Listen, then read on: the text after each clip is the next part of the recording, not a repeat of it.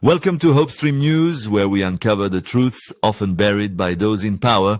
If you believe in a unified, prosperous Africa, subscribe and join our fight against corruption, injustice and hate. Something alarming is happening in Nigeria and many are blind to it.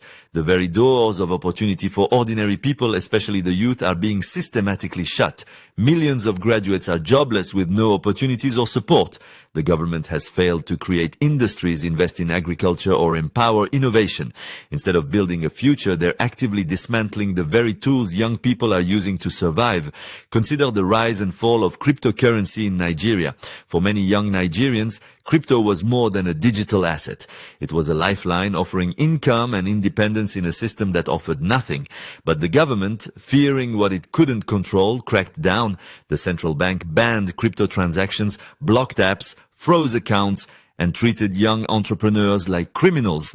Major platforms like Binance were pushed out and many others restricted access for Nigerians. This pattern of control extends to social media. For years, Nigerian creators couldn't monetize their content on platforms like Facebook and Instagram, while their counterparts abroad earned a living.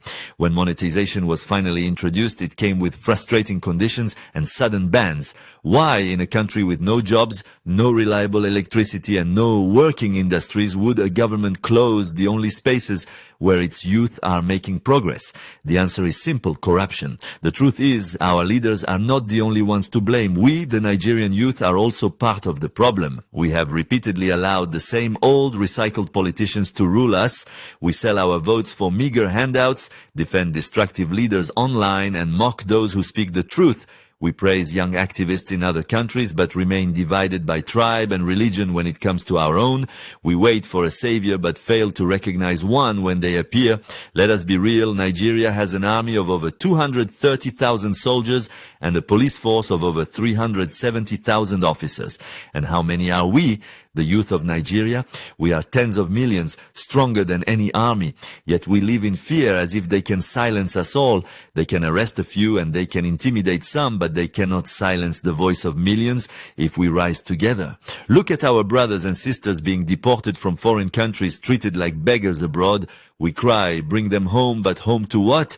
A country with no jobs, no dignity and no future. We must fix Nigeria ourselves, or we will keep running and our children will run after us. Nigeria is rich in resources, oil, gas, minerals and talent, but our nation, the giant of Africa, is crawling.